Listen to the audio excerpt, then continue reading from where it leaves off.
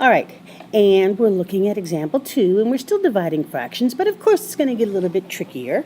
And in example 2, on page 329, we're looking at negatives. So again, we're looking at 3/4 a fraction divided by negative 1/2. So now we have fraction rules, and we have to pull in our negative rules. And so when I don't care how you do it, but you need to show me the step by circling it. So I am going to circle that because I'm working on that because it's division. And I'm going to change that to multiply, and I'm going to flip this. So change division to reciprocal, and multiplication, and change the reciprocal and bring it down. So circle, solve, bring it on down. You actually don't need this, but it's okay. So now I have a multiplication, and multiplication says I multiply the top and I get 6, and multiply the denominator, I get 4. And don't forget your negative. And so that's an improper, so stop, drop, divide. And 4 goes into 6 one time with 2/4 left over, and it's negative.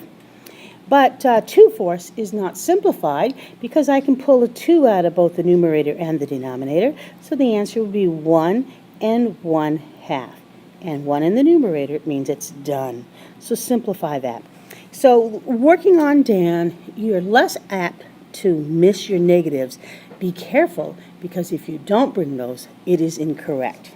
So let's look at number 3, example 3. It's on the same page, 329. And 3 says, find 2/3 divided by 3 1/3. And so there's no negative, so don't have to worry about that. But this is kind of tricky. And so when we're working with fractions, turn everything into fractions, even if it's an improper fraction. So let's turn here. Whoops. I'm working on that, circling. So 3 times 3 is 9, plus 1 is 10/3. And I'm still dividing because I'm circling and solving that. Bring the rest down. And now I'm going to work on this. I'm going to change that to multiply and flip that, and it's 3/10 because it's reciprocal.